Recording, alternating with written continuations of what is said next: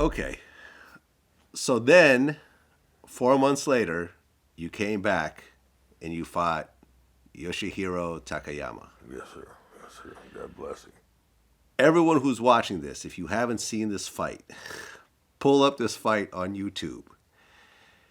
It was the craziest MMA fight of all time. Thank you. It looked like a hockey fight. was that fair to describe it as that? I guess so. Yeah, we grabbed each other by the scruff of the neck and just started throwing.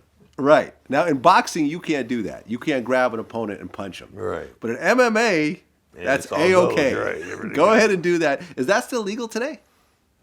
You know, I would think so. Yeah. I don't see why. But you don't get people signing up to do shit like that anymore. You know? You guys sat there and grabbed each other and punched each other in the face, looked like 100 times or something like that. It felt like 100 times. It was so crazy. Thank you. Number one, how do you keep punching someone after getting punched so many times to just continue to do it? And both of you guys were doing it. Right. You know, partner, I don't know. I can't. You don't consciously think about that. You know, you're just going on instinct and reflex. Right, because you guys literally punched each other in the face for over a minute. Just over and over and over and over and over again. God bless him. He was tough, man. You know? He stood there. Nobody else would have took that, you know. But God bless him, he stayed there. He was an all-man. Is that like the toughest Japanese fighter of all time? I think so. You know? I would say I've never seen a Japanese guy do that before. Because No, he was big and bulky as well. Yeah, he was a pro wrestler, you know. So yeah, he's a big man. He was about 6'5", 6'6", and weighed 285. You know, right around the 300 mark. You know, him and Sakuraba, probably the two toughest Japanese fighters walking the planet. Now, at one point, the referee finally stopped the fight. Yeah. Why do you think the referee stopped it at that point? We had gone to the corner and he locked up on me, went to throw me, and I sidestepped my hips, you know, boom, went on his back, and started hitting him, you know, from the top mountain position.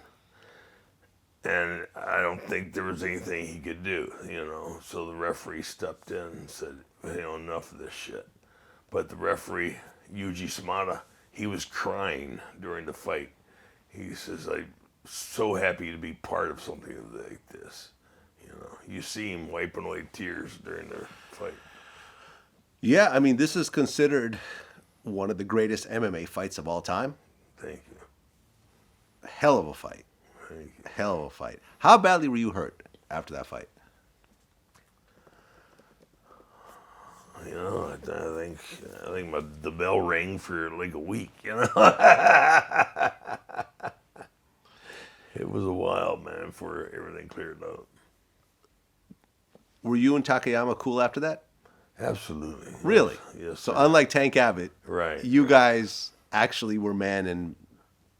Well, they're noble over there. Their whole sense is Bushido, you know, the way of the warrior.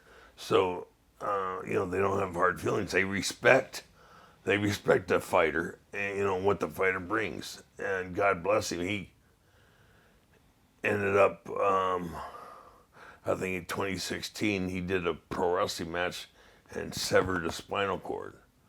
So he's dead from, you know, the neck down. Oh. And God bless him, man. He don't deserve that, you know. He's paralyzed from the neck down. Yes, sir. Is he still alive? Yes, sir. Oh, wow. And his wife or girlfriend is right there by him every day, man, you know.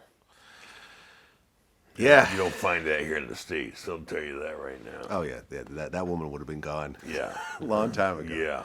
Yeah, I mean, it's considered the manliest MMA fight ever. Really? That's what they say.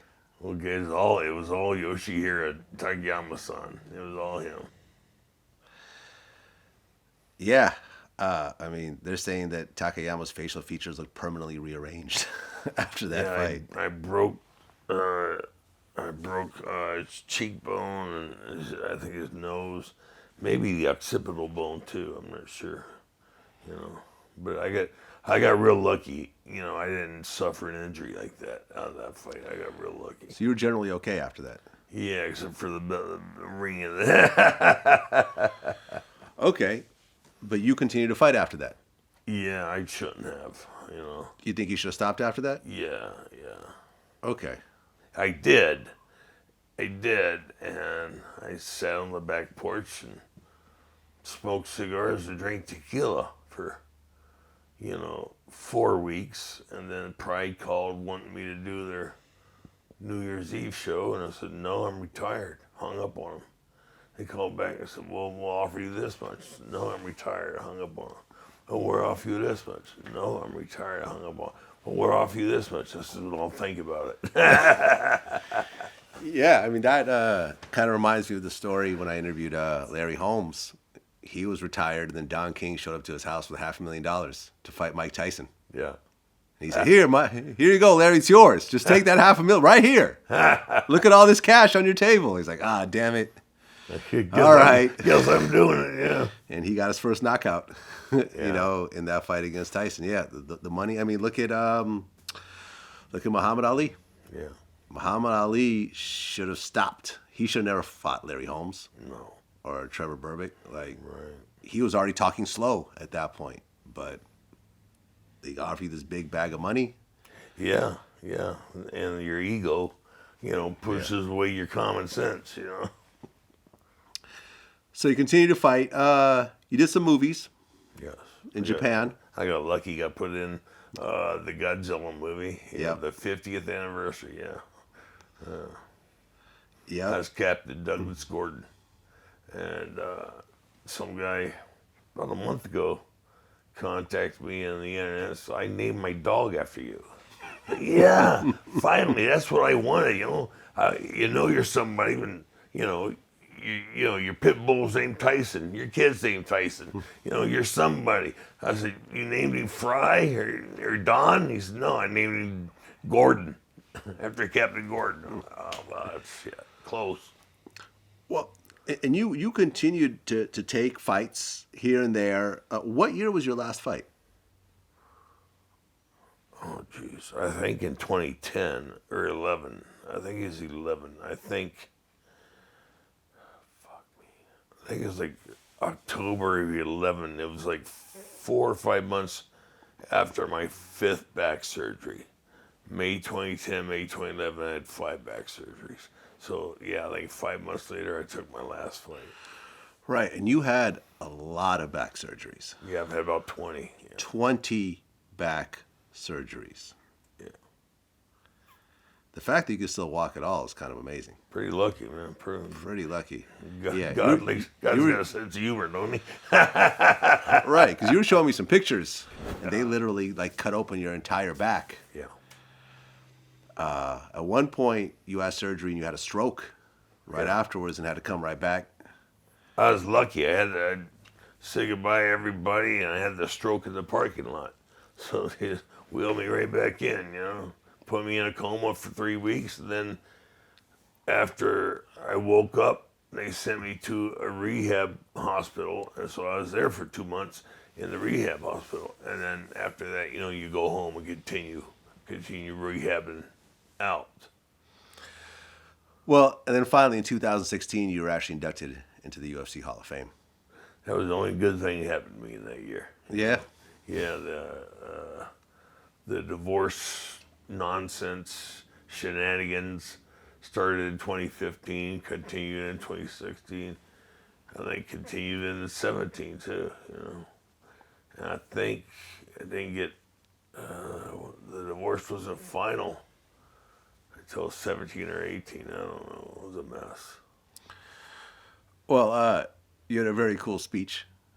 I think you said Joe Rogan needs to stop wearing his kids' T-shirts. I love Joe. I think Joe's great. Yeah. He's great. He's a podcast king right now, too. Yeah. God bless him, man. Yeah. But that was very well deserved. And I think long overdue. Was that T-shirt comment? Well, no, the Hall of Fame inductation. And you were in the sport so early, and you took so much damage. Back before they had rules, back before they had weight classes, back when you could kick someone when they were down in the face.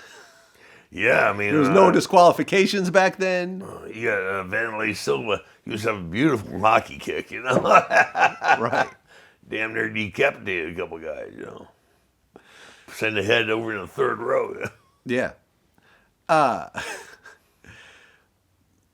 If you look at UFC today and you compare it to the early UFC days, do you think the fighters are better now, tougher now, or do you think you guys were tougher back then? Well, I think we were tougher back then, but they're more refined now, You would call them more athletic or more athleticism in a fight. Whereas back then, you had the same creature as you do now, but the creature back then wasn't as refined and wasn't equal in, their knowledge of the ground and other aspects. But, it's 23, 25 years later, and they're still making the same fucking mistakes. How do you keep making the same mistakes after 25 years? What are the mistakes? Well, they concentrate on just standing up, or just the ground. It's called mixed martial arts. Yeah. Excuse me. You gotta learn standing, you gotta learn ground, you gotta learn escapes, takedowns. There's so much more to the game, than just jiu-jitsu. Khabib just fought and retired. Yeah. And they're calling him the greatest of all time. Yeah. But then John Bones Jones came in and said, well, hold on a minute. If you would say who the greatest MMA fighter of all time is, who would you say that is? After Don Frye? After Don Frye. Okay. After Don Frye, I'd say Khabib. Khabib never lost a round. Okay. It's a good point. Yeah. It's a good point. So you would put him over Bones? Yeah. Bones is a great fighter. I'm not ignoring him, what he's accomplished. He's a fantastic athlete, fantastic fighter. Done stuff nobody even knew, could be done. Mm-hmm. And he proved them wrong. And, shit, how many guys take a two-time Olympian and throw him on his ass, Yeah. Well, when you look at, for example, the Mayweather-Conor McGregor fight, where you got a UFC guy fighting a boxer. Right. And, he didn't win, but he did decently in the ring. He did win. $100 million? Okay, yeah. That's a win. Oh, yeah. He got that money win. Yeah. Do you think there'll be more of that? And do you like that type of thing or not really? Yeah, I like that type of thing. I think it's fantastic. Yeah. I would have liked to seen a rematch inside the cage, But, have Mayweather get inside Yeah, but Mayweather too smart. Never going to happen. No, too smart for that. Never going to happen. Look at what happened to the other pro fighter, who's a pro boxer. Shit. Heavyweight pro boxer fought Couture. Not Tubbs. I don't know. Do you know? Hold on a second. James Toney? Yeah, James Toney. Look what happened to James Toney. James Toney was a world champion for a long run in boxing, But when they showed him training, he's just taking a medicine ball and throwing it against the wall, like counting the $100 bills he's asleep on, Yeah. Well, when you look back on your career, you look at, the money wasn't there yet. No. Unfortunately. When you look at, these guys now that are getting these, the top guys do get nice paychecks. Right. I remember Michael Jai White, he told me the reason why he never got into UFC because he said most guys are broke. The top guys get a nice check, but the 90% of the guys are they're relatively broke. Yeah. In your day, no one was making a ton of money. No.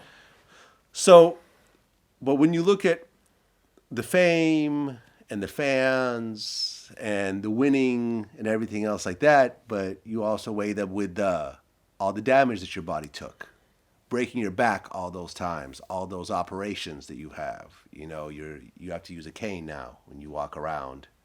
I'm sure you have pain throughout your day from all the injuries.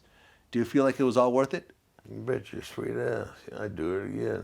Do it again. The cane's here for a limited amount of time. You know, a month and a half ago, I was in a wheelchair, 90% of the time. But 6 or 7, 8 months for that, I was in bed 90% of the time, And then from bed, transfer to a wheelchair, transfer a cane. I'll get rid of that son of a bitch here pretty soon. Right. But you still have permanent damage. Sure. But it was all worth it. Yeah. Yeah. Well, Don Frye, man, an honor to speak to you, man. A true warrior. Thank you. Someone who really sacrificed his body for the sport and, gave 100% every time, you stepped in that ring. And just such legendary fights. Thanks. There were some fights I didn't give 100%.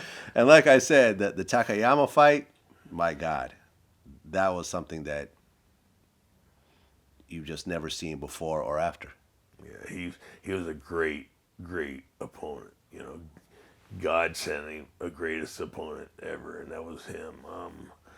People still ask me about, but they say that big, tall, giant, blonde Chinese guy.